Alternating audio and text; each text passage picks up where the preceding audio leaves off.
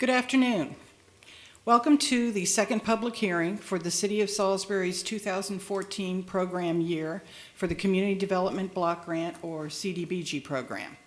My name is Deborah Stam, and I am the Director of Community Development for the City of Salisbury. This year, our planning process includes the development of a new 5-year consolidated plan, the 2014 action plan, and a new analysis of impediments to fair housing choice, or AI. These are documents that all entitlement communities are required to produce according to the regulations of the U.S. Department of Housing and Urban Development in order to be eligible for CDBG funds. With us today, we have the members of the CDBG Review Committee, Louise Smith down on the end there, Lee McGee, Lynn Cathcart, and Audrey Orr. Our fifth committee member, Judith Jackwith, had something come up at the last minute today, so unfortunately she won't be able to join us this afternoon. Today we'll be hearing from the local nonprofit agencies who have applied for 2014 CDBG funding for their specific projects. Each agency representative will make an oral presentation on their project, and then they will field questions from the review committee members. To assist us in the planning process this year, we have contracted with the Urban Design Ventures Consultant Group, and with us today we also have Mr. John Hagland from Urban Design Ventures. Now, before we get to the project presentations, John will be providing us with a status report on the development of the new consolidated plan, the action plan, and the analysis of impediments to fair housing choice. So, John, I'll let you take it away. Thank you very much. As Debbie said, my name is John Hagland. I work as a consultant for Urban Design Ventures. Just as a little background, we're a planning consulting firm. We're located in Pittsburgh. Our clients range from large to small public entities, nonprofits, and private enterprises. We provide a range of advice and guidance to our clients on issues relating to community development, economic development, housing, urban design, architecture, and historic preservation. As Debbie said, we're assisting with the preparation of 3 planning documents for the city.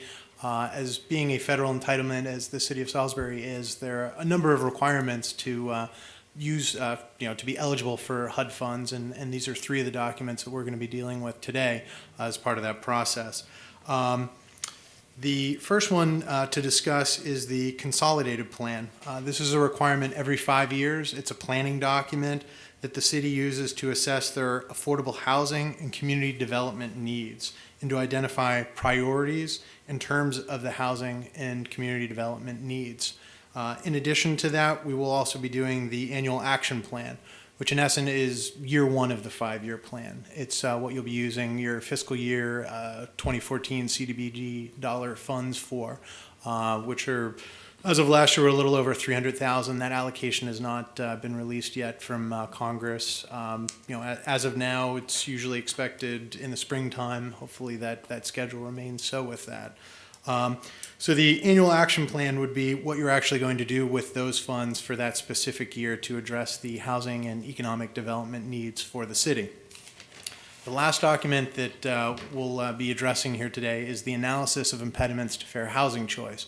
That is also a planning document to promote non-discrimination and to ensure fair and equal housing opportunities for all.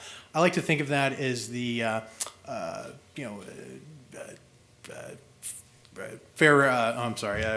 well, it's based off of the Federal Fair Housing Act, and basically it makes it illegal to discriminate against any person in the sale or rental of a dwelling unit.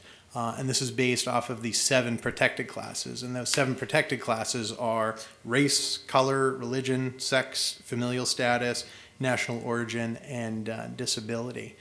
What the city is tasked with is, by receiving CDBG funds, it is to affirmatively further fair housing. And what the document is to look at are the impediments that exist within the city and what are the goals, strategies to address those impediments. Part of the planning process for these three documents is to get public involvement, to ask what the social service, what the housing providers, what the general public is addressing as needs and priorities for the city, and what they would like to see their CDBG funds being used for. And as such, that's what we're meeting here for today. We had a meeting in October that was nicely attended and had a lot of input at that point. So in addition to the presentations from the applicants for the CDBG funds, just in general, whatever priorities, needs that you address that you'd like to see with CDBG funds, we'll get to that after the presentations, and would appreciate your input with that. That goes a long way to making sure we put a good document together. Thank you. Okay. All right. Now we'll move forward with the project presentations from the agency representatives. As with all CDBG public hearings, this hearing is being televised on PAC 14. So please, when you go up to the podium, identify yourself and speak directly into the microphone so that the folks watching at home will be able to hear you. Okay, so our first presenter tonight is Cheryl Meadows of Salisbury Neighborhood Housing Service.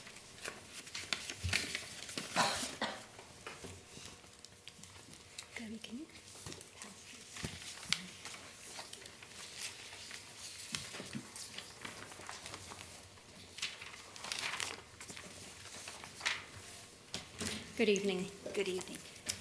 I wanted to introduce my board members and staff members that came with me this evening. We have Hope Morgan, who is with MNet Mortgage, Terry Mannion, who is with ERA Martin and Associates, and Clay Tarpley, who is our program manager. Salisbury Neighborhood Housing was founded in 1994, so we are now celebrating our 20th year in business. We are a private nonprofit chartered by NeighborWorks America, which is a congressionally chartered nonprofit, and the NHS is one of 240 NeighborWorks organizations across the country. Our mission is to facilitate homeownership and community investment within the city of Salisbury and the surrounding areas. We have three target neighborhoods, which are the Camden neighborhood, Doverdale Church Street neighborhood, and the West Side, which encompasses most of the west side of the city and then a portion that's in the county.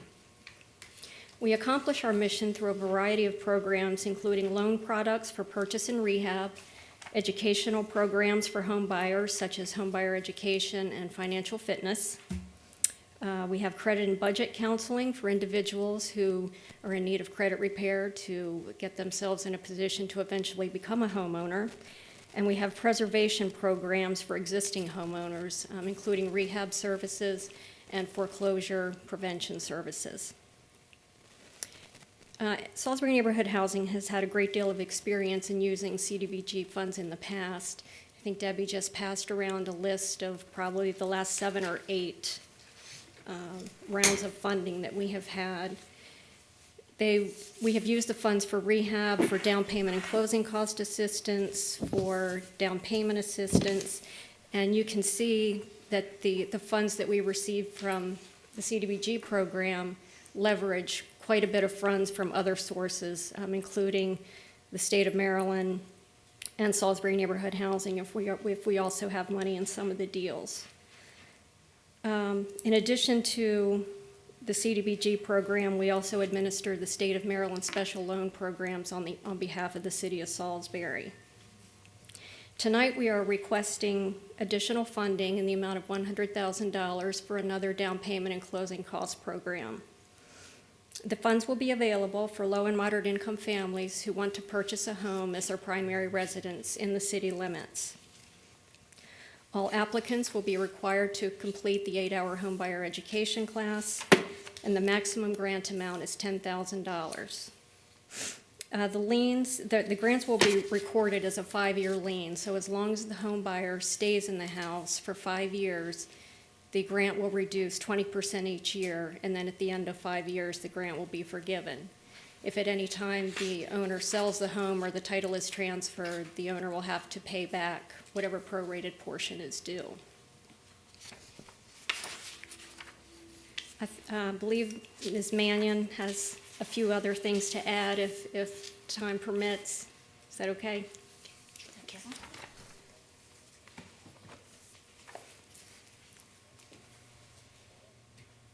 Hello.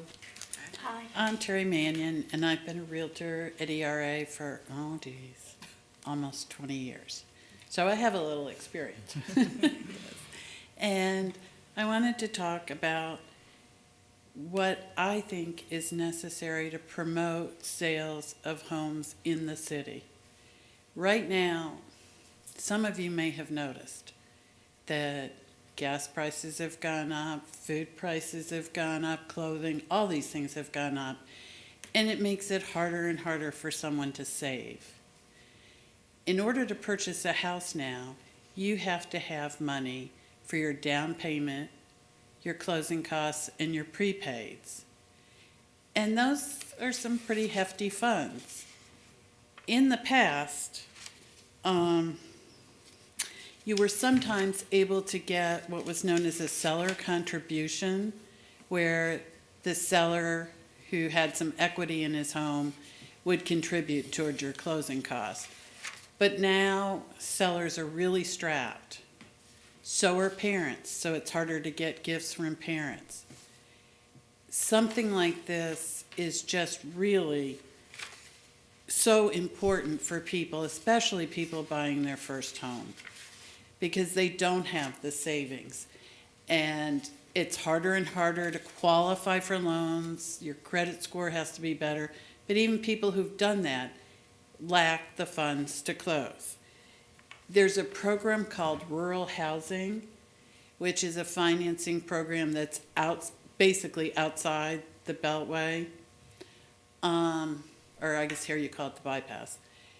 But with rural development, there's no down payment and no primary mortgage insurance, which really helps first-time buyers. But you can't use that in the city. So what can you use? Something like this is really vital. So let's look at the experience with it. I talked to a woman in my office who does a lot of real estate in the city, and she's had 2 clients use this. The first, she said, was a young woman that was just out of school. And when she used it, she hadn't had time to save up, but she really wanted to settle here. And this really helped her. But she said the second case was even more striking. It was a couple, and the closing costs are so high, especially in the city. You have to have your prepaid insurance, your prepaid taxes, including city taxes, and they just didn't have the funds for it. But this program, knowing they could get this program, allowed them, even in their negotiations, because the loan, in conjunction with this, allowed them not to have to ask for seller contributions. And when they were negotiating, they were in a situation where there were multiple offers. And we all know investors have deeper pockets, and it's a little bit easier for them to come up with the funds to close. So she said, in this case, it worked perfectly. So if experience is a criteria, this has worked very well in the past.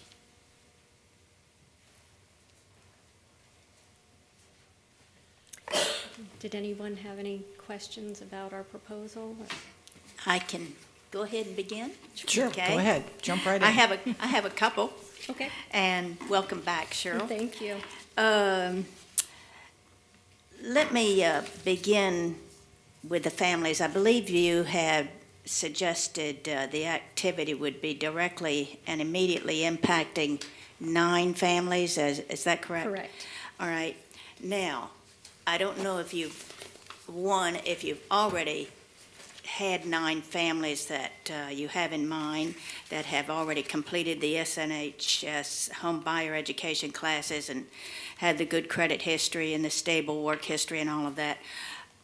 My question is, suppose you don't have 9, suppose you have 14 that have all of that. What do you do? Well, it is first come, first serve, Okay. based on the income and that the property is in the city of Salisbury. It's really hard to have a waiting list for a program like this because, once even if we're awarded the program, Ms. Dam has to go through an environmental review assessment, and it could be months before the funds ever come available. So it's hard to tell a seller, you got to wait 5 or 6 months. So Right. it's really Right. difficult. But once the funds are available, we have no trouble spending them. I'm sure, I'm sure. I noticed on the Board of Directors that you have 10 directors that their terms will be expiring, or that expired in 2013. Do you have people already in place for their positions, or how is that going to? They actually have, everybody that's on the list you have is still on there. Okay. We have staggered board terms. Half the board, comes up one Right. year, the other half the following year. Most people, well, in this case, everybody renewed that was up for the 2013. So I need to update the expiration dates, but Okay. I'll just go with one more, and then I'll save my Okay. last one until, the others. It looks like on the financial statements of activities, and this was good, it certainly looked like, that it was up. you're in the audit? It's page 4, Okay. I believe, where you have the origination and application fees for 2013 and 2012. And it looks like in 2013, they were up over $3,000, almost $4,000, which was very good. Whereas in 2012, they were down. So I have to commend you for that. It looks very good. Yeah, this year we did have an increase in new homeowners. From 2012, we had 16 new homeowners. In 2013, we had 43 new homeowners. Right, that's wonderful. And under the functional expenses, I believe that's page 4 of the program services. It looks like from 2012 to 2013, you were up over $174,000.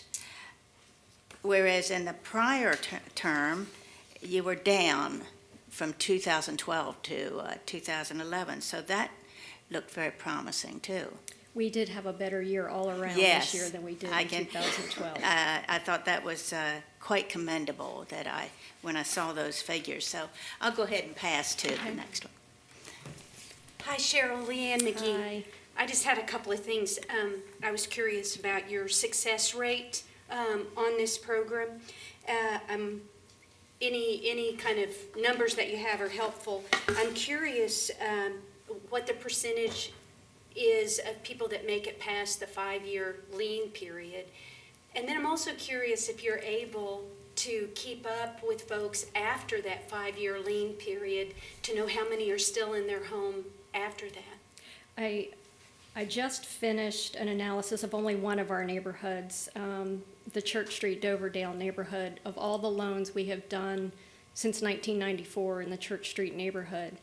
And 82% of those loans, those people are still in their homes. Now, they may not have their loans with us because some of them have refinanced when the rates dropped so low, they got better terms. But I was actually kind of surprised by the number. As far as the folks that stay in for the full 5 years, I would say 90% of them. I can't remember one in recent history. We haven't had any program income in a long time. Yeah. And that's what that would be. If any prorated amount came back, it would be considered program income, so it would have to be reported to us. And we haven't had any in a long time. The most recent one was a rehab program income where the homeowner passed away and the house was sold, and we did recoup those funds. But That's quite a success rate, and I'm wondering if you attribute some of that to the financial education program that's associated with the lien. I contribute a lot of that to the homebuyer education class and the financial fitness class. We have 2 great counselors on staff that try to hammer into everyone that takes the class how important it is, if you think you're going to be in trouble, to make contact with your lender or with us right away. Thank you. Thanks. Hi, Cheryl. Hi. I don't really have any questions. I just want to say that in 1996, we did sell our home through Salisbury Neighborhood Housing. It was a conscious choice on our part because we did not want the home to be a rental. And we actually ended up having to do some repairs we wouldn't have had to do otherwise, and taking probably a little less than we might have been able to get from a landlord. But it was a conscious choice that we made because we felt so strongly about owner-occupied homes in the city. But we ride by there from time to time, and the people have done really wonderful things to the house, things that I wished I had thought of. And they're still there, obviously. So I'm real impressed with your application. It's a pleasure to read. Thank And you. I'm impressed with what you do, and I know firsthand that it is a nice program, and it seems to work well. Thank you. So, thank you. Cheryl, hi, Hi. I'm Audrey Orr. Just one question for you. I noticed, just from my own information, that the bad debt in 2013 was, and although your delinquency rates are still amazingly low, but the bad debt in 2013 was at $93,000 versus only about $11,000 or $12,000 the prior year. How do you work with people? Because you had like 3 or 4 loans that were delinquent more than 90 days. How do you work with people to try and get them current when they get to that point? Well, for our customers, 30 days late, they get a notice. 45 days late, they get another notice, a bit more strongly worded. 60 days, another notice. And during all this time, our counselors are calling, to try to find out what's wrong. And the majority of people are very responsive and will talk to us. The write-offs that you're speaking to, we also do a lot of second mortgages for other lenders to try to help keep the cost of mortgage insurance down. A lender will do 80% of the loan, we'll do the other 20%. Of course, you know what happened with the housing market, and when some of these homes were foreclosed on by the first mortgage lender, there just wasn't enough to recoup to pay us off. We are not used to or accustomed to having hits like that on our books, and until I think 2009 was the first time we had to write off a loan. Well, the rates are still, Yeah. the delinquency rates are still very admirable. I'm sure most banks would be delighted to have the kind of delinquency that you're showing at that low rate. So. Well, I don't think my board likes to look at them, but Oh, well, thank you, Yeah. that's all I had. Louise, did you have another question? One more? Well, Marjorie picked up on the bad debt, so I was going to ask that, but I do want to just commend you. I just enjoy reading your grant. It's just a pleasure to read. thank you very And much. I can see a lot of thought goes into it, and really appreciate it. While I'm saying that, I'm just looking down. This is the page after page 3, under the liabilities, the total liabilities. Even though you still have, I think it's a little over 79,000 more liabilities in 2013 than 2012, that figure has certainly come down dramatically from the 2012, 2011. I think at that time it was 127,000 plus in the 2012. So I have to commend you for that you certainly brought that down too. Thank you. Sure. And thank you again. It's a pleasure to read it. Okay. If there are no more questions, then we'll release Cheryl. Okay. Our next presenter is Joan Mulvaney, Habitat for Humanity.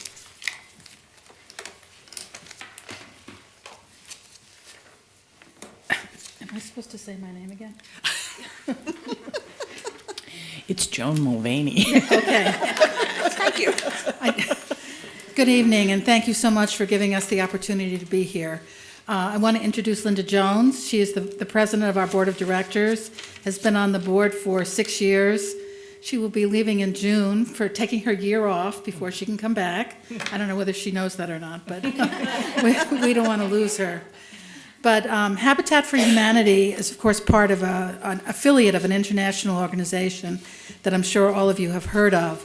And we were founded here in 1987 by a Wally and Alice Howard, who had worked with Millard Fuller, who is the founder of Habitat for Humanity International. And they retired and were looking for a place to retire as well as a place to start a habitat. And they looked at the Eastern Shore and they came to Salisbury and they saw the Civic Center and the zoo and the university and the hospital, and they said, this is a philanthropic town with a great community spirit. We think we can make a habitat succeed here. And they did. We've been here for 27 years. Our mission is seeking to put God's love into action. We bring people together to build houses, communities, and hope. So a big part of what we do is that bringing people together, getting partners, whether they're volunteers to help build the house, private donors to help, or foundations or businesses to fund, and government entities like the CDBG Fund has been an incredibly, enormously supportive partner of Habitat. We initially started out building scattered throughout the county of Wicomico, where people would donate land to us, we'd build a house. And then in the early 1990s, the Wisner family, that some of you may know, had lots in Kirkwood, which is a subdivision on the west side of Salisbury. And they were willing to donate 8 lots to us. And we got $405,000 from the state CDBG program to buy another, a total of 30 lots. So to buy another, 22 lots? And we were happily building in Kirkwood, which is very much of a suburban community with winding streets and, tree-lined, and was a very desirable place to live. And we were very happy doing that, but we were running out of lots. And then the city came to us, Barry Tillman was mayor then, and she said, we would like you to partner with us in reviving the Church Street neighborhood. And the board had to seriously consider this. Church Street was a problematic neighborhood with high crime rates, a bad reputation, I think, in the community. But it also was near the city center, had sewer and water, and had a lot of decent houses there that could be renovated or lots where we could build anew. So the board prayed about it, and they made a decision to collaborate with the city to revitalize the Church Street neighborhood. We are very pleased that we now are building our 13th house with help from CDBG for Monica Jones and her 2 children. Monica is a single mom at this point. I think she's engaged, so right now she's a single mom, with a 21-year-old daughter who's a college graduate who wants to work with people with autism and is going to go to graduate school, and with a 15-year-old son with severe autism who needs a lot of support. She was living on the Eastern Shore of Virginia, and she wanted to move to Wicomico County to be near services for people with autism. So her house, we've had some delays in building it, partly recently because of the weather. It's been cold and snowy, but we're hoping that we will close and get this off Debbie's books probably in May or April, May, April, or June. So we're very, very, very thankful for you for your support of that house. Altogether, I think the Community Development Block Grant Program has given us about $270,000 to build those 13 homes. And that has been, a lot of that has been acquisition and demolition of existing homes, either that were too far gone to renovate, and a couple of renovations.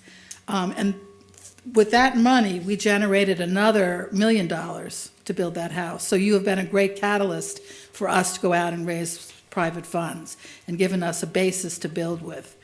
The home we will be building, which is at 200 Naylor Street, was a home, the house was, the lot had been donated by the Farmers Bank of Willards, and it was deemed to be too far gone to renovate. We tore the house down with CDBG monies, and we are hoping to build a house for the Zickafoos family. They are in their early 60s and have raised their grandson, Kevin, since he was a baby.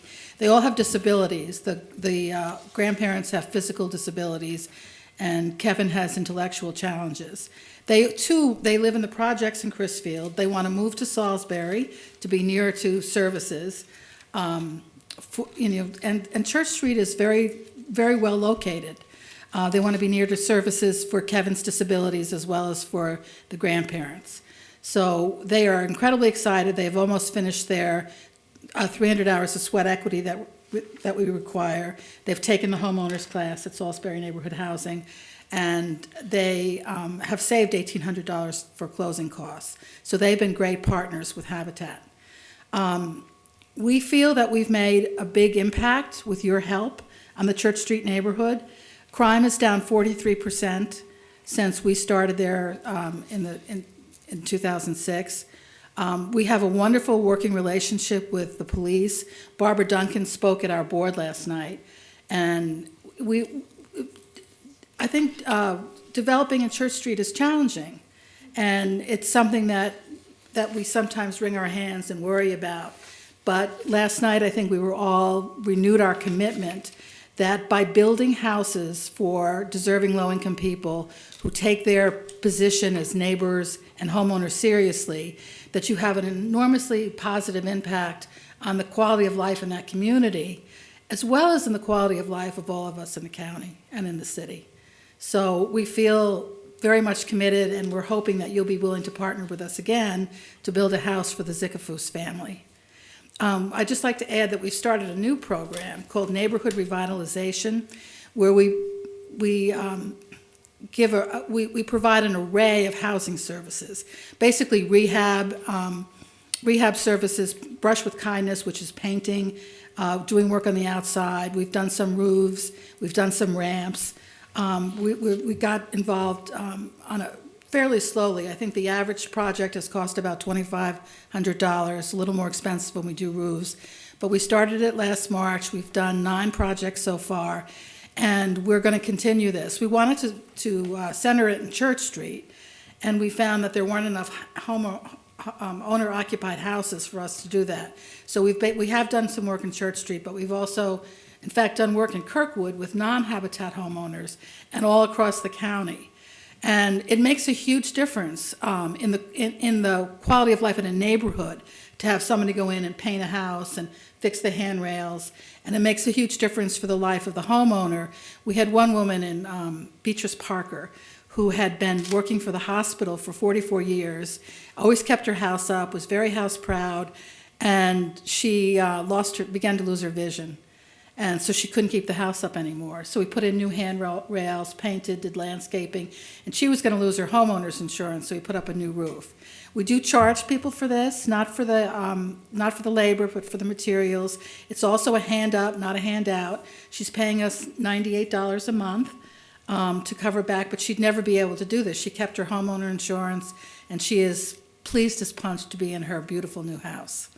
So I appreciate everything you've done. It's made, and John helped us. I don't know whether you remember this, but we were having some trouble getting CDBG money for building, and you and your father came up with some information that helped Debbie and I. So we're very appreciative to you. Thank you. And I'd be happy to answer any questions. Start at this end this time. Okay. Go ahead. Okay. Work with. I don't want Louise to ask me questions about the audit. Well, But I will. save that for I'm you. kidding. No, just sort of, well, 2 things, related questions, but sort of jumping off from the story you were telling about the lady who had worked at the hospital and is now, and you had done the work, and she's now paying back like $98 a month type of thing. How do you get these referrals? How do people know that you can provide this kind of service for them? You know, so far we sent letters in Church Street and have gone door to door in Church Street. We had a couple of picnics in the neighborhood with the idea, but found that most of the people coming to the picnic didn't own houses. But we've gotten a few people from Church Street that way. We started doing it in Kirkwood, where we had built, but let everybody in the neighborhood know, and found out and got referrals from them. And then it was word of mouth. And we have plans on doing 12 this year, and we want to raise it to 17 next year. So far, it's been manageable for us. That we don't have a long waiting list. We also do weatherization with that. But we are going to start, as we expand, going to social service agencies and letting people know that we have this service, because it seems to be really filling a real niche in the community. I can see where it would. And the related question is, because I know you indicated that many of the people who may come and ask for information about a Habitat house don't qualify. Right. But of the ones who do you have a waiting list of people who are anxious to? We cut off applications. We cut off taking applications this year because we have 3 people waiting now, and it takes us a while to raise the money and to build the house. But we have Monica, the Zickafuses, Melissa Bailey, and we're moving a Habitat family who had just had their 4th child, has a 3-bedroom house, and they have 3 girls, so they'd have 3 kids in a bedroom. So based on that, and based on the fact that they've been incredible Habitat homeowners, always paid their mortgage on time, we're going to be building a bigger house for them, or renovating a house that was donated for them. So right now, we'd love to serve more people, but it of course means we need to raise more money. Okay, no, good, thank you. But thank you.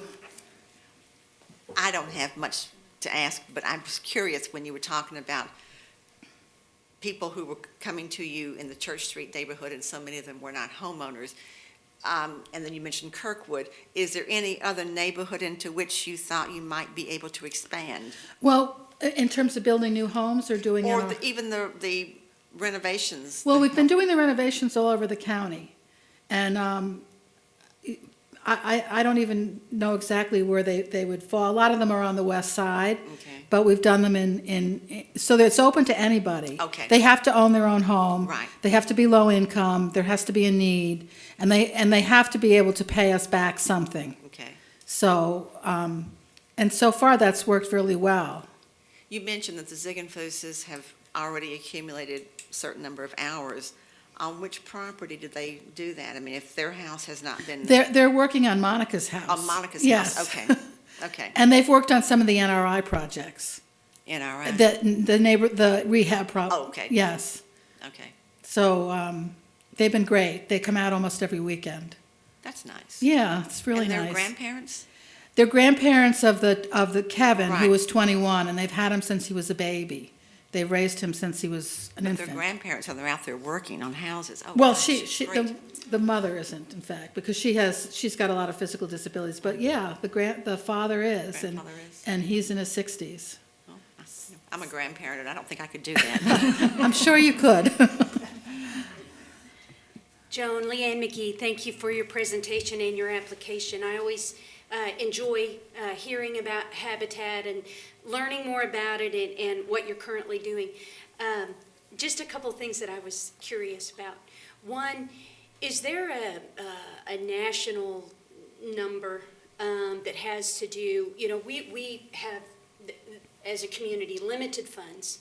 So we want it to reach as many people as possible. And even though this is a home that will serve 3 people, is there a number about how many people What are kind of affected impact? when one home is built and one family I don't think lives are changed? I don't think there is, but there's been a lot of recent research on home ownership showing that children who grow up in a home that their parents own tend to be healthier. They tend to do better in school.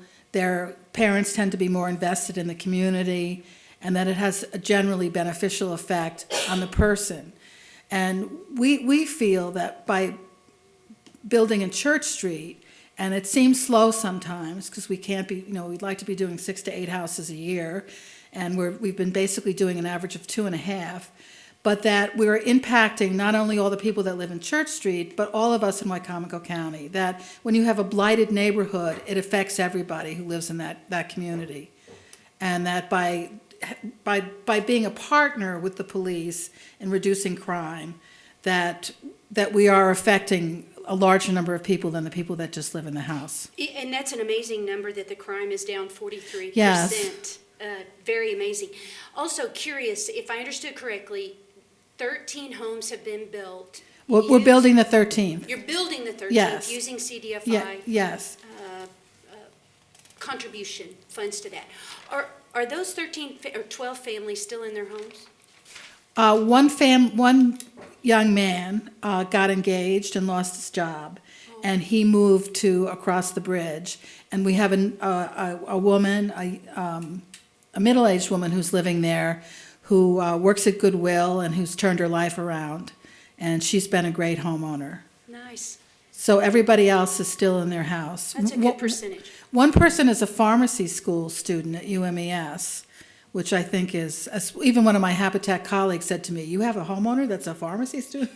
But she's a real success story, and she was inducted into an honor society, and she basically said, "I owe a lot of this to the stability that my Habitat home has provided me." That's wonderful. Thank you. You're welcome.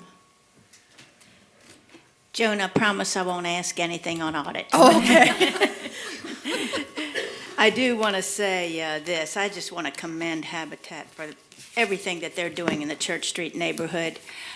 I've been in many of your homes. I've worked in one that I know. It was, I can't remember the street it was on. It was on a side street. Davis The Street? women, it was the women, not Bake, I don't, maybe it was. The women, yes, yes. And it was just a pleasure to work together with a group of people, Christian people working together, and everybody is just contributing and just so happy to be a part of it. And I must say that, yes, Habitat has had a dramatic influence in the revitalization of Church Street. And it's been a very special part of Church Street. And also the families are very happy to be in those homes, very happy. And one of the homes, I will say this, I've been in many times, is probably the neatest home in the city of Salisbury. You could eat your dinner off of the floor. You're right. Sandy Smith, our yes. first homeowner. She is the first Habitat owner in Church Street, and a lovely lady, lovely lady. I have just a couple of questions, though, but Okay. they won't be any on the audit. Let's just start with, say, the directors. I see some having terms ending in 2013. I think this is page 16, maybe, and page 54. It says they're on a rotating schedule. Yes, we have 8 board members whose terms are 9 board members whose terms are up. Linda is the only one whose term is completely up, that she's done 3 terms of 2 years. The other 8 have the option of renewing their terms, and I just talked to all of them, and all but one, who is a pastor that we'll be sorry to miss, but she's really busy, have agreed to renew. Okay, that's great, that's great. Going to this is page 28 and 29, these are the statements of the functional expenses. I see there were legal fees for 2013. It was a small number, $3,000, but I didn't see any for 2012. Were there any legal fees in 2012? Do you Not that remember? I'm aware of. Okay, so Linda? No. not any in 2012, okay. And then, on page 6, it says approximately 35 people per month request information about becoming a Habitat homeowner. Out of the 35 people requesting information, just kind of a wild percentage here, how many of those qualify? We have gone for as long as a year without finding somebody. Now, right now, we have 3 people waiting, and we have a 4th person who I think is about to be approved. But we're going to do a home visit, but they have really good credit scores and that kind of thing. So it can be, I mean, and it can be very disappointing. I mean, you kind of bond with somebody and you end up liking them, and then you look at their credit and they have judgments and liens, and some of them, like Sandy, had some problems, and she went to Salisbury Neighborhood Housing and worked with a counselor and straightened them up. And we always refer people, but it takes a great deal of inner strength, I think, to do that sometimes. That's right, that's right. And we require a lot of paperwork. I mean, we have to look at W-2s, we have to look at pay stubs, we have to look at, utility bills, and not everybody is that organized where they can put their fingers on those and bring them to us right away. Right. I have just one other question, and it's on page 8, it's section 8, and this is where it's mentioned that homeowners have gone on to finish college, and children have been on the honor roll, and that I didn't see any data supporting that, but do you have anything to support the going on to college or the honor roll or anything like that? Well, we Or know is from this- talking, we keep up a relationship. They usually come in to pay their mortgage, and we keep up a relationship with people. Sometimes people have real difficulties, like their hours get cut, and, if they're going to be behind on their mortgage, we work with them. But we know, we know from knowing people that they've graduated from college. One person is a social worker now, and, we know from families that all of their that their kids are doing really well in school. So we don't have the resources to do this systematically, which would be great. But we hear, by keeping tabs on people, by keeping relationships with people, we hear about the good things in their life as well as the difficult things. Right. And let's see, the name of the current unit owners that you're building for, is it Zigafoos? Zigafoos. Okay. Does he have a job or do they have a job? No, he's on disability. Okay. He was in the hospital last year. We were waiting, hopefully, hoping that he would recover for something like 6 months, getting heart surgery. And now he's doing well and volunteering, doing construction on a Habitat house. So, Okay. but he's on disability, and so is his wife. Great. Thank you, Joan. You're welcome, Louise. Anything else? Joan, I just have one quick question. When you have a situation like the young man you mentioned who moved away, do you take the house back and resell it, or? Well, ideally, if in Church Street there isn't a market for those houses, and they're underwater as soon as they buy the house, essentially, which is something that we struggle with. But so we've had a policy of as long as the house is in good shape, of taking them back and then selling them to another Habitat homeowner. Okay. So, and that's worked for us. And Joan, thank you for numbering your pages. Oh. I appreciate that. Oh, That you're was welcome, wonderful. Louise. Well, thank you all very much, and thanks for your support. Thank you. Okay, and now we have Holly Community. I understand Patty is not with us tonight. We have Janet Park. Janet, all right? Good evening. My name is Janet Park. I'm the program director for Holly Community Incorporated. And I'm really rather excited about not only what I'm going to present about, but some of the connections we just talked about that the other ladies presented, because this is a wonderful time to connect with someone who's talking about the Zigafooses, and both being on SSDI, disability income, and a lot of people don't know that if you are on that you can go back to work under Employed Individuals with Disabilities, which is a state of Maryland program. It will you can earn up to about $70,000 for combined income, which is incredible, and your health insurance premium is less than $50 a month. All right, I better back up, because this is the kind of information that Holly Community does. We also do some ramps, and because we have another small grant with the state of Maryland to do ramps, and home modifications, which can be bathroom modifications. And again, this is for individuals with disabilities living, and in our case, it's the 9 counties, but in specifically the folks that are living in the city of Salisbury area. We also have a parent resource center, which means that students with disabilities, their family members, or other extended family members can come in and look for resources, connections to other parents that are out there. Your individual with low vision that was having difficulty at home, it's how to connect them to other state resources, or if they don't qualify for that, how to come in and ask for technology. And that is what I get to do, and I just love that part of it, where I get to show somebody a handheld video magnifier, which will magnify in items that they're looking at. So it may be a pill bottle, and you can magnify it like 8 to 10 times. You can even take what's called like a little flash picture, which means that now you can hold that picture right up to your face and be able to magnify it. It means keeping people employed. It means keeping people in their homes for a longer time. And I I'm sorry because I'm so excited about what you all were talking about with the housing piece of it, but our part is working with individuals with disabilities of all ages. If you're from the womb and to the tomb and you have a barrier in your life, you're mine, okay? You are mine. Holly Community has been around since 1974. We started out at Holly Center. That's where the Holly name comes from. And as the population at Holly Center decreased, the board decided that they looked around and they said, you know, not everybody with a disability lives at Holly Center.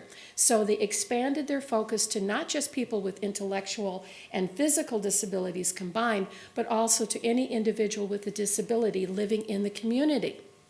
So now we do vocational program, which is what we're talking about today, which means working with the Division of Rehabilitation Services, which is the state of Maryland. We do one by one. We work with individuals working age to be able to find them employment. But, and that's worked really well, kind of low numbers, not, you know, a large population there that we work with. I do the assistive technology piece, which means people come in and they may have barriers in their life to be able to keep themselves employed. Well, we work with them to try to isolate and identify the right piece of equipment that may be able to keep them on their job and employed, which means that they can afford to make their house payments. We try to be creative when it comes to job searching. We talk to employers about job carving. You go to an employer and you say, well, you know, what's that thing that keeps always never getting done? Or you hire a temporary employee, you hire summer employment. What kind of things are out there that if you just had somebody who could come in a few hours a week, they could be able to take over that kind of job? That's where your student with autism can so often benefit from a structured time part where they can do something systematically and repetitive that meets their needs. It can also be the senior who wants to be able to come in and be able to stay in their home with just that little bit of extra income. And it's that job carving can be the piece.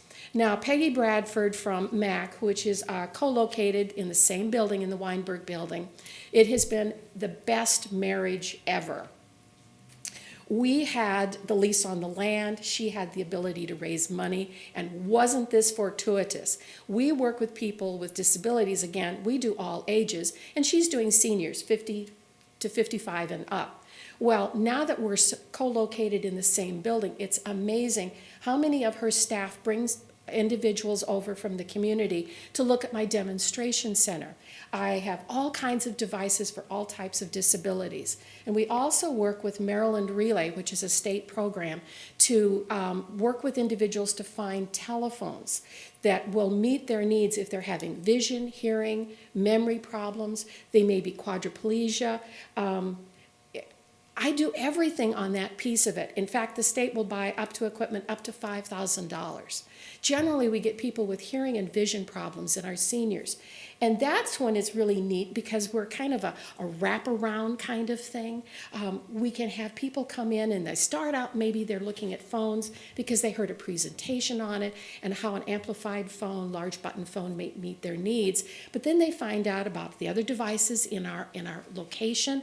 They find about the program on vocational or on ramps that they may need for their home. And it may be a neighbor for them that they find out that they can benefit by introducing them to our services. And it's exciting to be able to meet these people and find out what they're doing and what their needs are. We're very individually focused.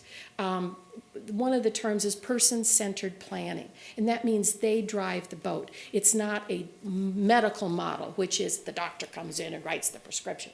That's not our style. It is, where do you want to be in your life? And if the key for them under this part of the CDBG is, I want to work.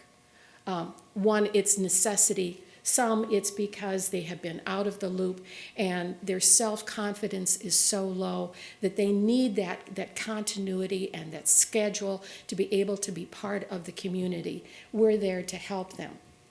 So Again, we work with disabilities. We've been around since '74. We're excited. We're not a huge group. We've recently been designated Center for Independent Living, which does mean a little bit of federal money, which also means that little bit of extra money that we can actually buy devices for individuals. So we're real holistic. You know, we grab in Chop Tank Foundation, we grab a little money here and a little bit there to be able to keep people either in their homes, and we also work with individuals to get them out of nursing homes and back in their home and with whatever accessibility that they may need. So we're doing all 9 counties for that part. So we're really a cool bunch, and we're really nice people, and we do a lot of good works. We're not a Christian group, but the values that we place on people is to bring them in and find out where they're at and where they want to go. We're not trying to force them to go somewhere they don't want to. We have a gentleman who is in his 40s and can't read. And he's an amputee, and he wants to just do some basic reading with his granddaughter. That's where he's at. Another lady is living at home, and she has low vision, and she wants to be able to read independently the cans of soup.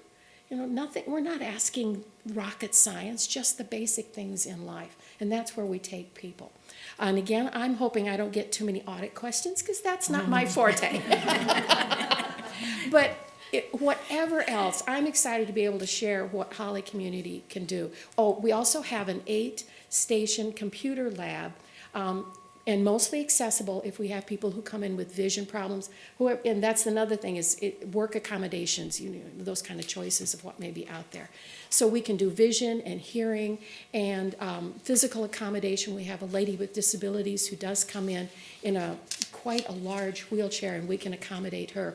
The rest of the time, it's our seniors who are coming in, and we have a real low-key kind of one-on-one training for seniors who come in and want to do basic internet, basic computer, little, you know, just those basic things of being able to search, because their grandchildren want to be able to email them, and it's a great learning time because it's a friendly location, and there's no stress to be able to, as an example, if you took a night class, at Warwick, there's a speed that you have to keep up with, and we're not that way. If it takes you 16 weeks to learn how to use the mouse, that's okay.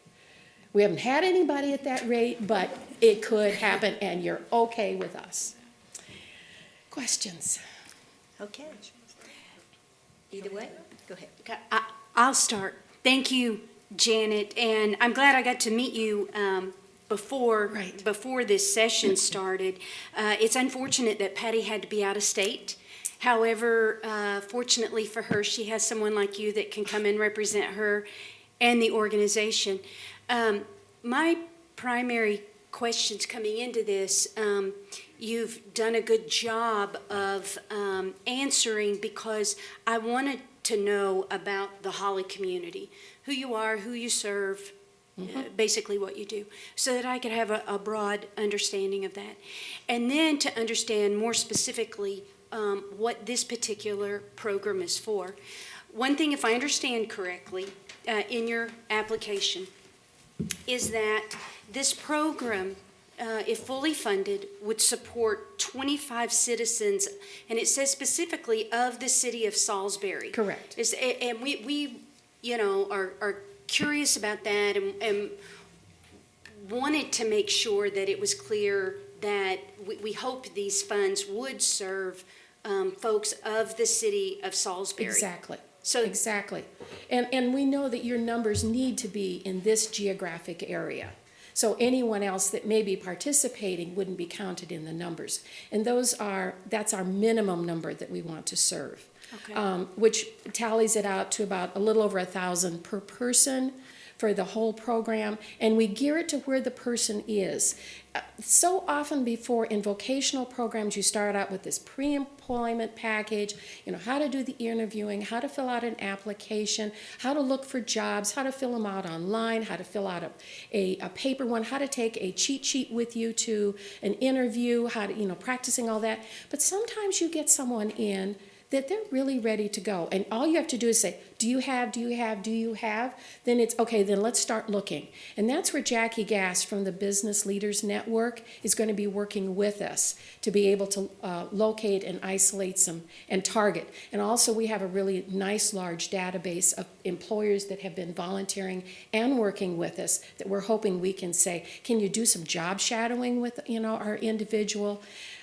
I often think of the high schoolers who are coming out and they say, I want to do this. And then they spend time learning that skill. And then by the time they actually get to see the job and they walk behind somebody, they go, really? Why did I sign up for this one? And if they had done some job shadowing, following behind someone who's actively doing that job, sometimes they'll change their mind beforehand. Janet, last question for me for now, because I'm sure that the others have some questions to make sure we understand the program well. These 25 individuals, the primary focus of this program is to make sure that they are trained and then aligned with jobs that they would be well suited for so that they can get back in the workforce, Yes, right? yes. Now, one thing with Peggy Bradford, if she had been here, executive director for MAC, she would have told you that they have the senior aid program. I think it's under Senior Services America. And all of their individuals are placed, and it's a limited slot number that they have that are able to go out into employment. Now, wherever they're placed does not necessarily train them anymore. They may take them as they come in, and there's no future training for them, and no skill development to move them on, because they have to be looking for employment under that program. Well, if you're not doing any skill development, so she's talking about working with us. She's already endorsed us for that any individual in her program that wants to come in, that she would encourage them to do that as part of their 2-year learning. The other part is there are people who don't qualify income-wise for her senior aid program. If they make $1 or $2 over the quota, they don't qualify. And so those people would be referred to us, which I thought was a nice referral part. Jackie Gast also works with the Business Leaders Network, and people with disabilities are referred to her, and so she would also work those people in to make sure if they needed any extra stuff. The whole part where I was talking about EID, the employed individuals with disabilities, so that people can understand that if they're getting benefits, they can still work and not lose that medical that they need. It's if they, the two people you were talking about from Chrisfield, by the way, I'm on the Somerset County Long-Term Recovery Committee too, so I know what's going on and how many people with disabilities show up on our housing list down there. But with those folks, they don't realize that they can still work and still make some money and not lose their health benefits. That's the part people, we have one lady that we've worked with, her meds are $1,000 a month. Oh yeah, like she could afford that out of her pocket. And that can make a big difference. Thank you, Janet. You're welcome. I just wish you had more enthusiasm. Oh, I know. Tell you, it's just so dreary to sit here and listen to you just. Anyway, I was listening to you and I wondered, do you work with United Needs and Abilities at all? A little bit. Formerly the Epilepsy Right. Association, for Exactly. those of you who may And we've not always know. worked really well with epilepsy. And now that with their new name change, Yeah. we get together when we are at meetings, kind of thing. they've We work with expanded United what they Way, do now. right? United Way, Community Foundation, good working relationship with both of those. They give us little bits here and there whenever they can. When I'm looking at the things that you were talking about, what you wanted the money for, I see that you have a facility rental for skills training. Did you rent? Is this part of the MAC Center where you're located now? You're going to Yes, be this paying would be them rent? we would, it's a dedicated portion of that. Did you pay them last year? I see, that's one of those good old audit questions, and I'll have the answer for you by Friday. I need it tonight. I know.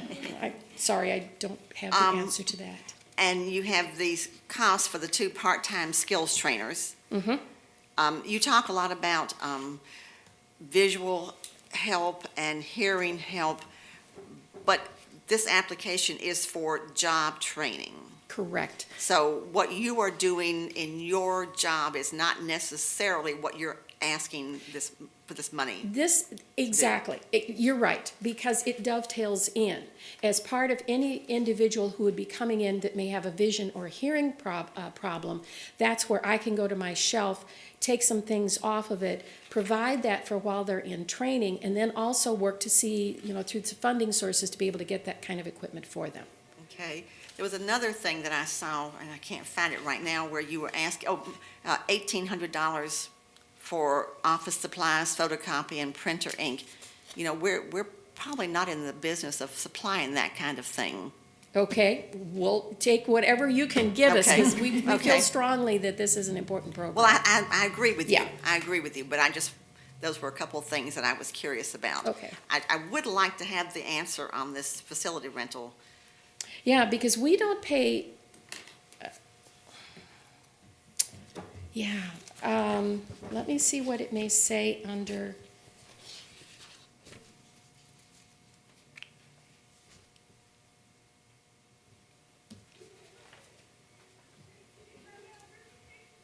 It would be literally money that we would be paying to, it looks like, to MAC to be able to get Right. some extra space. I understand. I just wasn't sure what you paid in the past. Right, right. Okay, I will pass. Well, Janet, and thank you for that Yes. overview. I've been out, and I've seen the facility, but it's been several years. I Right. have some feel of what you're doing in your area with all the technology that's just Mm-hmm. absolutely mind-boggling to me that those helpful things exist. It's wonderful. But specific to this request, I'm a little confused about the process as to how you would identify these folks, whether it's 25 or whatever the number ends up being. Mm-hmm. You mean as far as seeking them out? Yeah, in other words, would they, for instance, would they be declined by one agency because they didn't qualify either from income, or I think somewhere in the application it indicated that the Maryland Division of Rehabilitation Services, they have to be, I'll say, extremely disabled Yes. before they can receive assistance there. With the program you're talking about, it doesn't have to be to that extent, if I That is understood correct. correctly. Okay. That is correct. But would these folks need to apply to these other agencies and then be declined before they would come to you? I mean, how would your selection process work? I think that part of it, they can come in the door either direction. Either doors may refer them to us, the One Stop may, refer people. If we have someone who comes in with a significant disability, and we see that they need technology, they may need to go to Baltimore for assessments or for some long-term training, then that's where Doors really shines. It's a long process, but that would be a good place for them to go. So it's not that we're taking consumers away from Doors. It would be working with them. The people that they're not serving, they can't serve. They just don't have a budget for it. So in some cases, someone may come to you, and you may Yes. refer them on Right, because they right. would qualify for these other programs. Right. Okay. And I guess a companion question is, since this is a new program, was there any thought given to having the participants do any cost sharing of the program, even at a very nominal amount, that they're going to participate and they'll pay? I guess I'm thinking of what Yeah. Habitat, that's fresh Right, in my right, mind as far payback. as how much they contribute. And the other agency will pay back or contribute or make payments on Right. for whatever work's been done. Was that any thought given to that? or No, built into actually, it? I think it's because of the senior aid program that we've worked with. Those people, and because I've had some senior aides work with me, they're kind of hand to mouth. They're pretty much making their insurance, their house payment, maybe their taxes, and food that's it. There's nothing left over. Now, you may be very well right if it's folks above that criteria, income-wise, they might be able to contribute. And that's really a good option for us. But at this point, that's not built into the That's not program. built in right now. Thank you. But we can certainly entertain it to pay for those office supplies. Depending on what, I know, based on the know. information, but Yeah. based on the information you receive, some people might be able to contribute something, share Right. some of the costs, some may not. And we will be doing income verification and pulling in. So I'm going to follow up with one story. We worked with a lady several years ago, living in a high-crime area. The house next door to her was burned out, boarded up, and had been for years. House across the street was a regular known drug place. And you know how, even in the city, certain departments work really well and others don't. Well, she kept getting citations because her sidewalk was coming apart. And so that part of the city of Salisbury was working really well, but across the street with the drugs, constant 24/7, and then, vagrants moving in next door. She wound up with a lender that I wish that she had gotten your classes for the financial part, because she had no retirement, was only Social Security. She had a little savings. She maxed it out and then used her credit cards, which was a bad deal. Then she got an unscrupulous lender and practically lost her house that way. We assisted somewhat as far as, kind of helping to guide her without the financial part. I wish we'd had that part then. And so she had to go back to work under the senior aid program just to be able to keep her house that she'd had for 40 years. And it helped. It helped her be able to stay there. But she wound up getting cancer and foreclosure, which was really too bad. And 2 years after her death, she finally got a rebate from the second lender. It was really too bad, too late. But it's those kind of people that we have been really looking at to help. But there's going to be others who are over the standard who should be able to contribute some. And that's not saying we couldn't do an amendment to that part. Thank you so much. It was great to tell you This about... is the audit person over here. I'm so happy. I wonder if you're avoiding me. Thought I was home free. I am that people person, not the number I promise I person. won't ask an audit question. How is Okay, that? Okay. I'll be up front with that.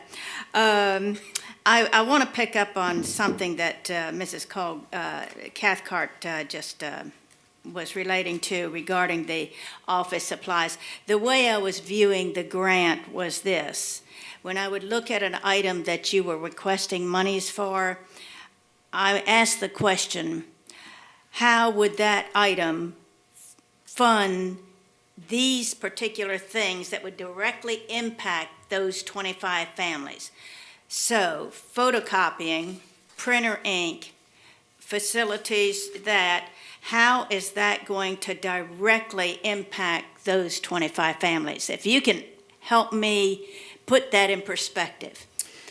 For our individuals with computer skills, they need to be able to type, they need to be able to print out a test, some of the typing tests that they're able to do. They need to photocopy driver's license, sometimes birth certificates. Is it that much money to print? No, it isn't. But it's one of those items that we do need access to. It may mean that an individual needs that cheat sheet where they have pulled together their references and they've got it so that they can take a few copies with them. And they don't have that access outside. Let's face it, you go to the library and there's a cost per sheet to be able to print. And I'd like to do it in-house so that we're not sending people somewhere else, unless it's for another resource that they may need in their life. But this case, it's where, they need those pieces to be able to take with them. It may be a simple resume, or it needs to be a description of their past job skills. Even if it's a forklift operator, they need to be able to take dates with them that they've done certain items. And then it's always being able to talk about the gaps in their service. And with the economy, people, I would say employment specialists are a little more forgiving because there's been a lot of people without jobs. Okay. Janet, continuing on that subject a little bit, I noticed in your 2013-2012, there was about a $10,000 increase in office expenses. Can you help me out with that? Oh, I can. I'm so glad you asked. Okay, great. Okay. In 2000, I'd already been doing assistive technology for the governor's office and for UMES, and then the grant went to Holly Community. At that time, in my office at the old Lowe's building, which is now the Blind Industries Cutting Division, there were 2 of us in there. And there was one person back on the Holly Center campus still providing services to the residents, because the state doesn't cover a bunch of stuff, and so that's why we were raising money for campus activities.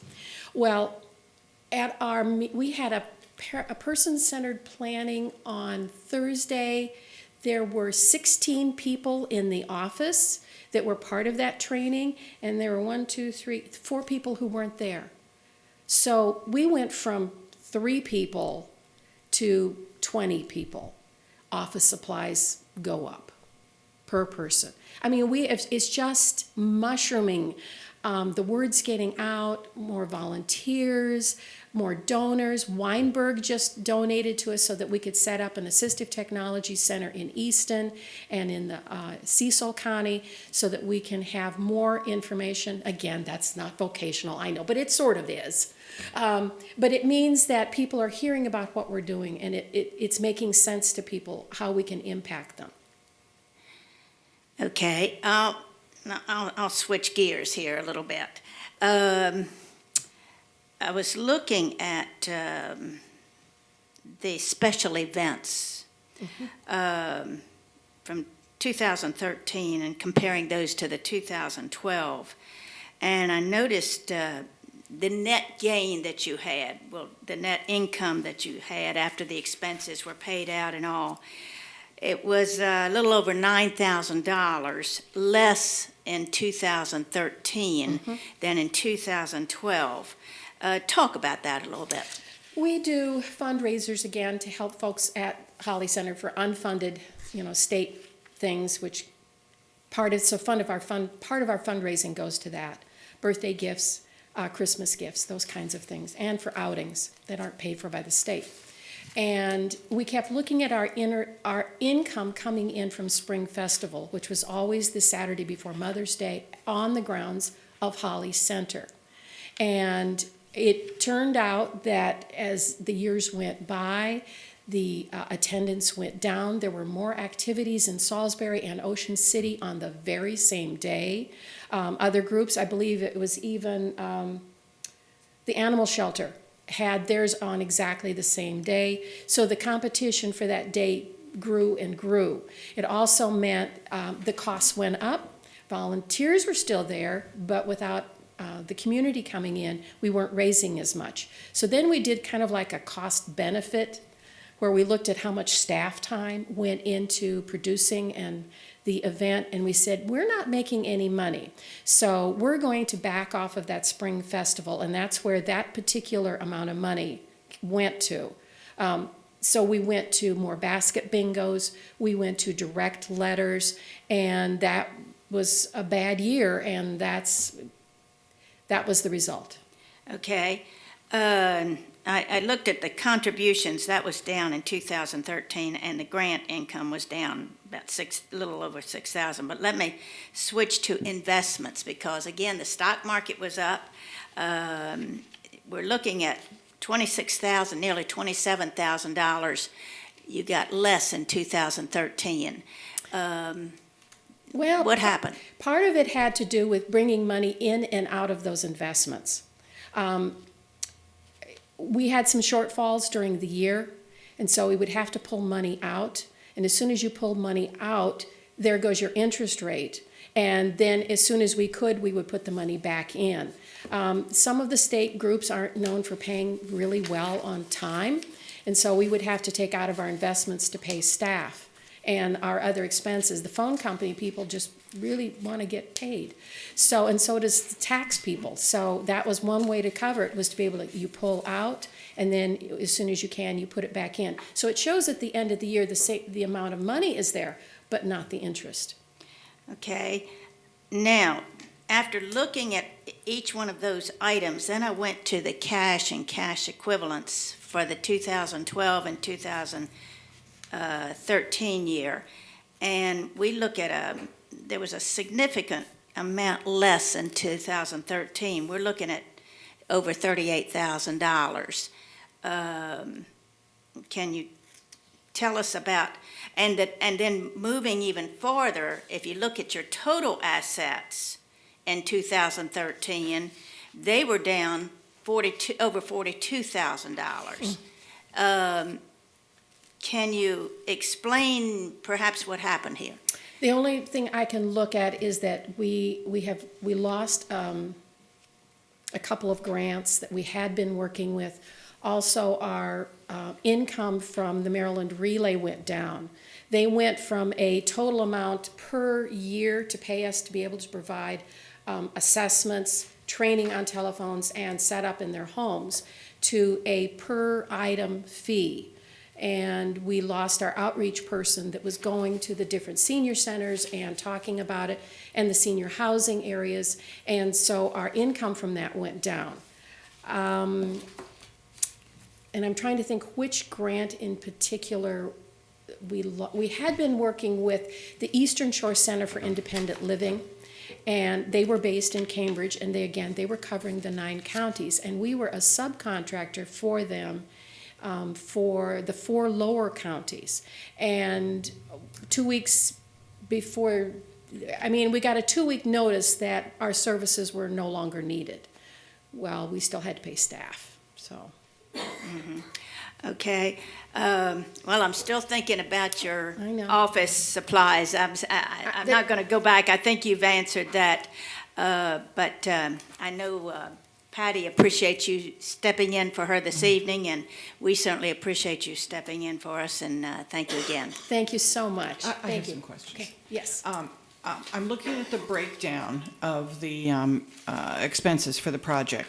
Now, it looks to me like you already have 2 part-time job coaches, is that correct? Yes. Okay, so Well, we actually have 1 part-time. We're going to have to hire another one. okay. Now, it says support the recruitment of 2 part-time skills trainers. That will be above and beyond what we already have for staff. Okay. And these skills trainers, I'm still unclear as to exactly what skills they will be training these people in. Some of the people, that's why we're going to have multifaceted people. At Holly Community, we all wear lots of hats. One part is going to be a computer trainer, is going to be the typing, it's going to be Office, to be able to use the different parts of the Office package for Microsoft. The other part may be if we have individuals to work in the computer repair area, because we take in donated computers, rehab them, and they go out to people with disabilities. And so there may be some folks who want to work on that for some of the repair issues. It could be that someone wants to be able to work in the kitchen. So we'll work on getting them their health license so that they can do some job work in the kitchen right at MAC, which is because the Meals on Wheels is produced right in our building. And so that may be a possibility for them to be able to do that. It's also going to be make sure that the cleanliness and the sanitation part that's in the building, that they would be able to work with them. But we've also made connections at Holly Center that in some of the maintenance areas that the individuals will be able to go over and watch. Because it's a state facility, they may not be able to do as much hands-on, but they may be able to do as much job shadowing as possible, and then work with some of our volunteer employers, so that long list that we have, plus what Jackie has, plus what Peggy has, we can start knocking on doors and saying, can you have this person come in for a few weeks to be able to learn this kind of skills? Well, we need somebody to go in with them, which is almost like a job coach. They have to be able to understand the job, the technicalities of being able to produce whatever goods and services that is, and to be able to make sure that the employer is happy. And then hopefully maybe a job will be created out of that. So its skills can be anywhere from manufacturing to a kitchen type job, to a cleanliness. It can be gardening work, those kinds of things. So we have to hire the appropriate people that would have those kinds of skills. Okay, so a wide range of skills. Yes. Okay. Now, based upon the way the budget is structured in terms of what you're asking for from CDBG and what Holly would provide from other sources of funds, if we were to shift around some of these items and say fund more of one category and less of another, would you be able to shift accordingly, Yes, okay? yes. And anytime we fund any kind of salaries for anything, there is extensive timekeeping, record-keeping time sheets.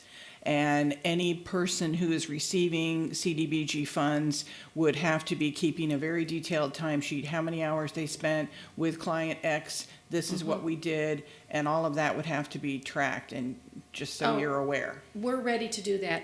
One of the programs that we work with is called Salisbury, and it's for Center for Independent Living, and one of the areas that you can do for each staff member is time tracking. And it literally breaks it down by every 10 minutes as to who they were working with, phone calls, paperwork, and, which consumer they were working with, or if they're working with general notes for more than, certain people. It's time tracked right in there. We can actually do reports at any time. Okay. And from a beneficiary standpoint, also in keeping with the fact that the clients need to be City of Salisbury, Yes. we would have demographic income and household information data that each one of those persons would have to fill out. So we have basic information on each of those Yes. beneficiaries because we have to log all that into IDIS. Yes. You give us the form, we'll fill it out. Okay. We're used to forms. Okay, any other I questions? do have one other question that came to mind when you were asking your questions, Debbie. You mentioned workers who would be possibly working in the kitchen or repairing the computers. If they're doing this work for Max Center or the Holly community, are they getting paid? No, this is a So- learning experience only. So it's Okay. not a timed, or like you have to produce four items in a certain amount of time. This is strictly a learning curve. As soon as we get an individual whose skills are increasing, then we try to match them up with the employer, whether it's the job shadowing, which again would be at no cost. But if we can get them like kind of a quasi internship with an employer, then, it's getting our foot in the door. Okay. Do you have any data on how many people who have been through what you have existing already, how many people actually end up being employed? No, I don't.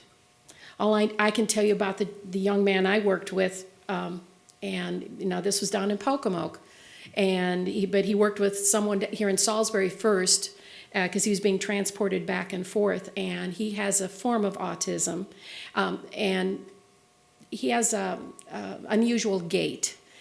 And we decided that he was working with a local contractor, and we decided that that was probably not a good match for him because he couldn't walk on rafters. And these were they were replacing floorboards, thank heaven, so he was only 2 foot off the ground because he kept falling through. But now he is working at Lowe's part-time because that's all Lowe's has right now, and he's been there for 5 years. So I check in with him pretty often because I shop there. So I don't have the numbers. I don't. I'm sorry. She has a living example with her. Yeah, I do have a living example. Would you like? Louise Pontius works with me, so I'm going to introduce her and have her talk to us for a minute. And introduce myself. And when it goes to numbers, I've noticed 98% of the women have either necklaces or scarves on tonight. You and I are naked. In 2013, I was employed in the senior aid program, and it was a lifesaver. I and my husband have lost our home, our cars, and are starting all over at 68 years of age. It's very uncomfortable to talk about. But I can tell you, just having the employment on a daily basis of getting out and gaining some self-confidence, knowing that I will buy food next week, makes a difference.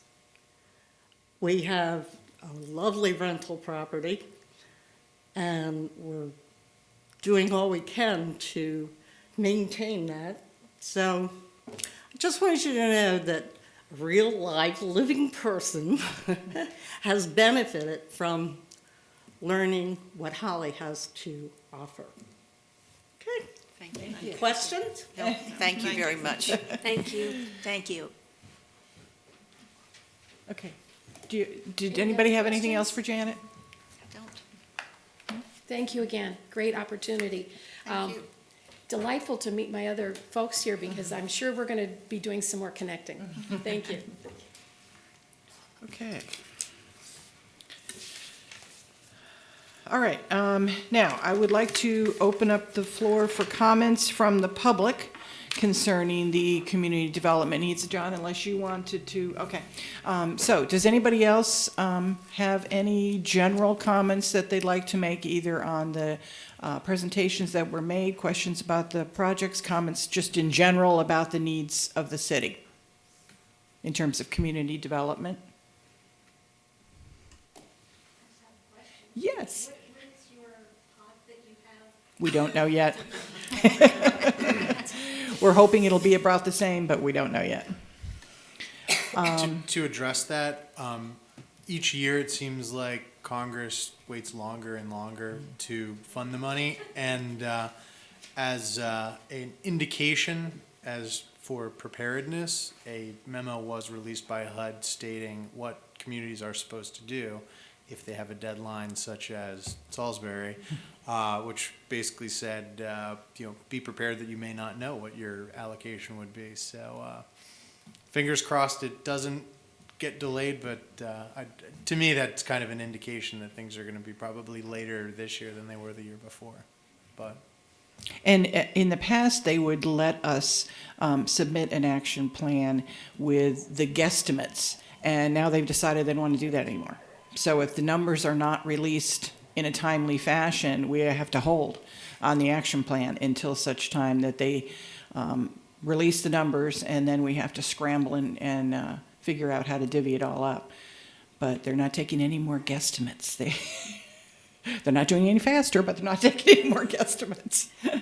So, John, I think John had some more if you all don't questions mind, that he wanted to I really ask. just kind of wanted to get a little bit more of the group that's here, some of the priorities, and going through with that. And if you don't mind, sir, you walked in late, and we've all had an opportunity to meet everyone.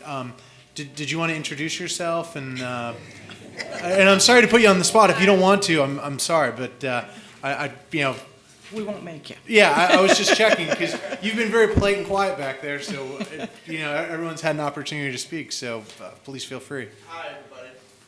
If you could come up to the podium, just because we're on TV, and so we want the people at home to be able to hear you. Sorry. There we put you on the spot now. It's okay. I didn't come, I'm not ready for Oh, okay. to be on. We won't make you. So, my name is Habaki Petnio, and then I've been living around here for about 22 years. And we started a nonprofit organization to help with the, I know a lot of you are aware of the Haitian community that's, growing in a rapid space, and especially in Florida, coming from Florida because of the economy. There are a lot of them that's coming down here. And we started that organization to really help out with the Haitian community, which we have no type of organization or representative in the Eastern Shore, especially in Salisbury. That's where most of the Haitian population are living. So I went to, because I was not ready for for this, and I was talking to Mrs. Jenny, and come for some help because I propose, I have a, I'm sorry, I mean. No. That's all right. So I show her what we have to do, our plan and everything, but she was telling me that the deadline already, they already closed for any way we can find any grant to help with the community. She said that I received that notice. They're gonna be a session here tonight, so I can just stop by and then just to hear, the conversation and then every good work, the ladies are doing in the community. And we have some people that need your help, so I would pleased to get your card, to really pass it on, and because you're doing a great job. And then we try to, help the Haitian community, to interact with the American community. Recently, we just been granted a license for a community radio. We actually have everything here from the FCC, so we're gonna start a community radio. So it's not gonna be only for the Haitian community. We have some Latinos friends too that's gonna be benefited from it. And we have other programs too, since I'm not gonna take a lot of time, but maybe another time I'll be able to prepare like the ladies, to come here and tell you what we all stand for. Does Ginny have your contact information? Yes, she did.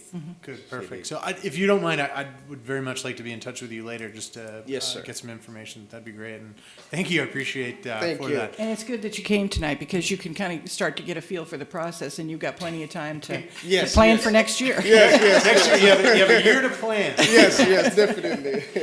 and be ready for your financial question. I'll be ready for you. Thank you very much. Thank you. For allowing me. I think I'm developing a name over here. Back to some of the priorities. What are some of the housing priorities for the city? And just kind of free for all, if you have some input, please just let me know. Affordable rentals. Okay? On your item 3, the analysis, you listed the 7 areas, Mhm. and number 7 is disabilities. Mhm. And it's the only group that has a problem getting in the door. Okay. And there's never enough housing for people who have mobility challenges. John, you just need to repeat back what it is they're saying. If Oh, we're not going to make them come up to the, because I'm people sorry. at home won't know. Gotcha. So the response was, the first one was, we need more affordable rental housing. And then the second response was, in terms of the, in response to the 7 protected classes, disability, having a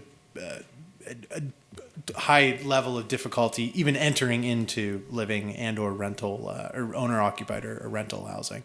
And actually, speaking of which, Janet, I'd please leave contact info for yourself. I'd like to follow up with you individually as well. You have a good background to address some issues that would definitely like to hear about. What are some of the homeless needs priorities in the city?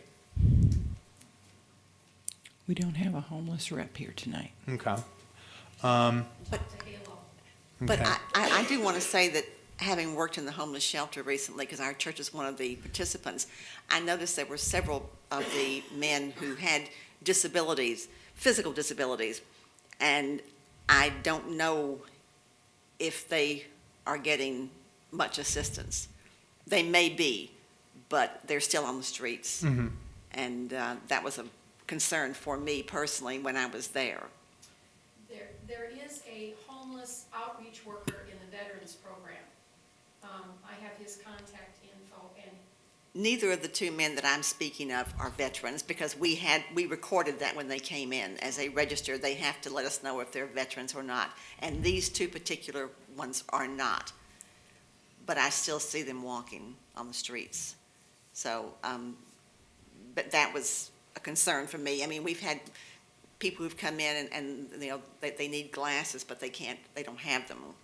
And we've actually gone out and tried to buy reading glasses for some of the men. But those are some of the things that I find specifically that the homeless people with disabilities I find are not getting some of their needs met. Okay. It And as a follow-up to that, special needs facilities and services. So, like we're saying, what type of social services for, disabilities or facilities, those type of things. Are there any priorities that you all recognize for the city?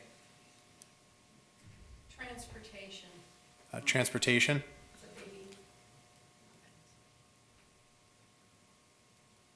Okay. I think we, because of our interest in Church Street, would love to see, we were talking about this last night at our board meeting, a youth community center. I think that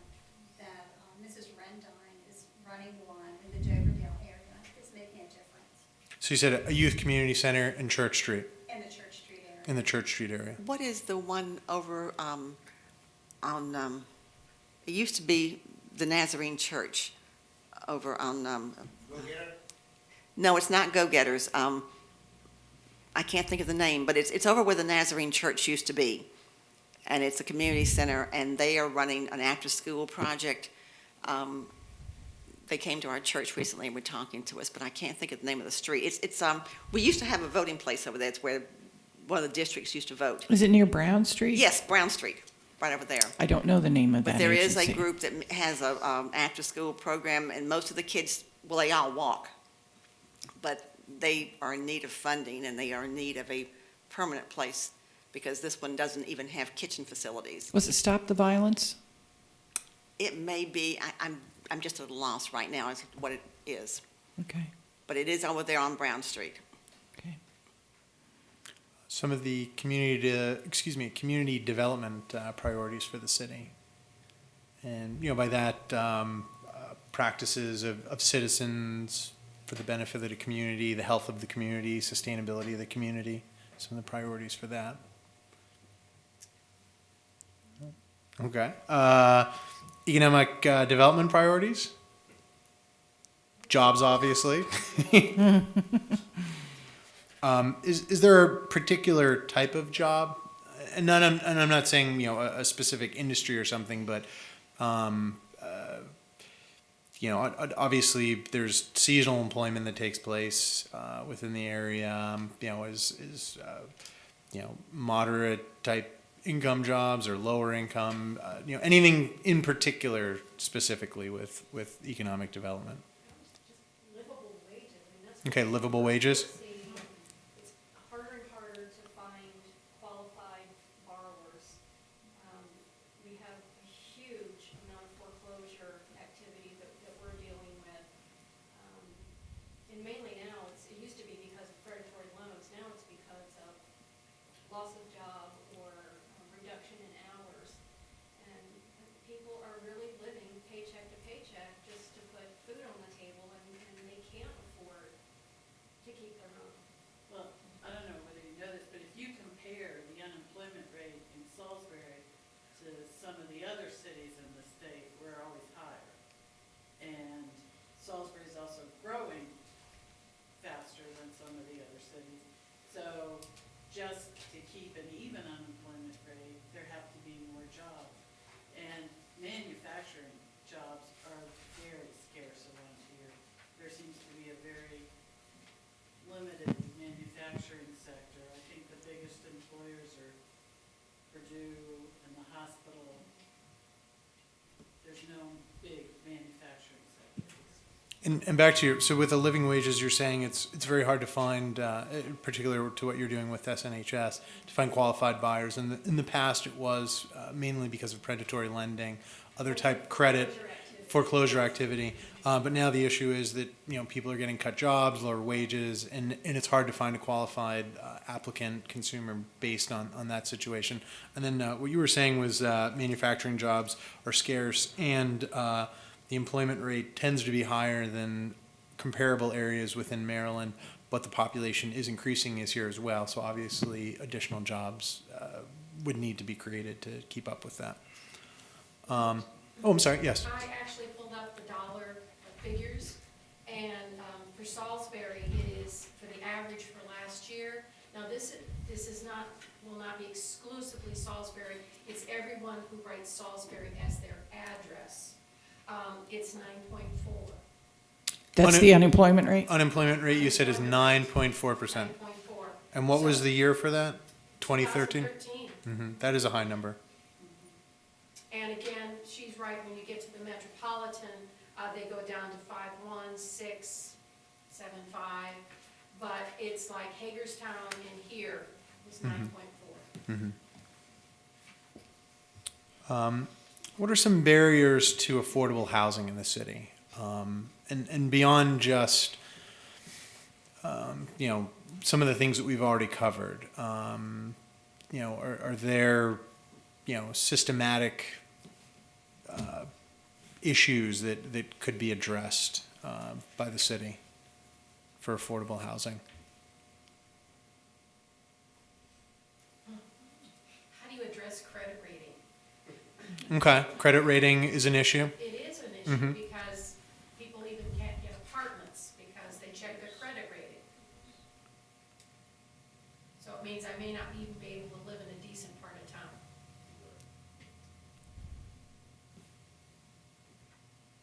I think that goes back to livable wage, because if people aren't making a livable wage, they tend to charge things with their credit cards and then can't pay for them. So you said credit rating is an issue, and then obviously living wage coming in with that, you know, you want to survive, so you would obviously charge things if you didn't have the money to do that. Okay. Does everyone in this room know how to report a fair housing violation?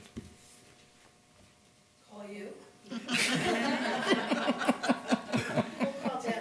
Okay. Would that be helpful to have something out there? And what would be helpful to direct how to file a fair housing complaint? For folks with disabilities, if they can't get in the door, fair housing's not gonna do them any good. Okay. And so you said for those with disabilities, if they aren't even getting in the door, then it doesn't matter. Right. You're aware that the highest amount of fair housing complaints are within the disabled community. It used to be race was the highest number, and I would say within the past 5 years that has changed, and the numbers have spiked dramatically for the disabled in terms of fair housing complaints. And they actually tend to be, and to be honest with you, all of them tend to be subtle. You know, whenever they take place, you know, I would assume probably everyone may have had some level of, you know, discrimination at some point that you may have perceived or not perceived. It's just kind of strange how it all plays out. Impediments to fair housing choice. Anything that kind of pops out real quickly that you can think of that are impediments to someone being able to choose wherever it is that they would like to live? Economics aside. Jobs are the biggest. Right. Jobs. Okay. I think so many things go back to jobs. Mm-hmm. Yes. And the location of transportation. Transportation. Okay.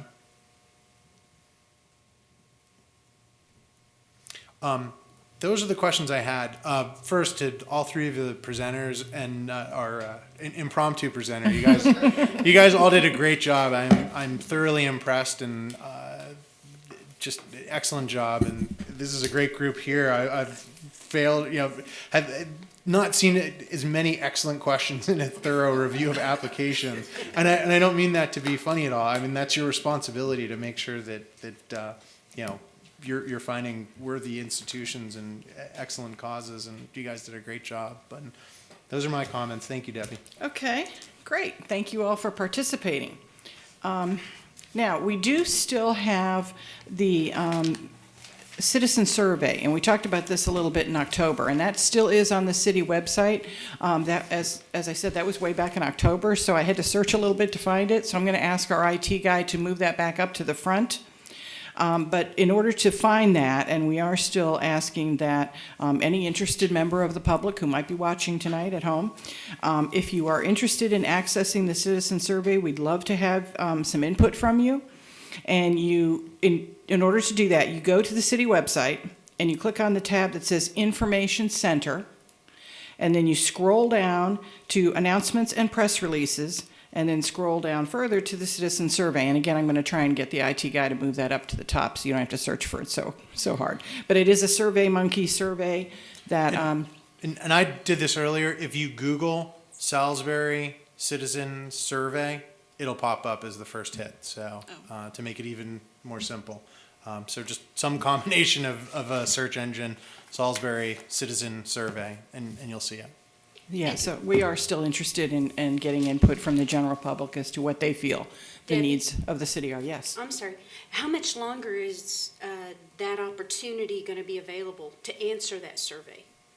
We can keep that up as long as we want to. Okay. It's a survey we put up through SurveyMonkey, which is just a service that allows you to do that. But we would like to get the draft Yes. documents completed within a couple of weeks. So if we could get those responses back, I would say within the next 2 weeks, that would be very helpful. Okay.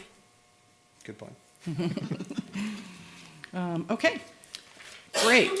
So if anyone, either watching at home or here tonight, has any additional questions that you think of after the fact and about the planning process, you can contact the Department of Community Development at 410-334-3031. And if no one else has anything they'd like to say, then that concludes today's public hearing. Thank you all for coming. We are adjourned.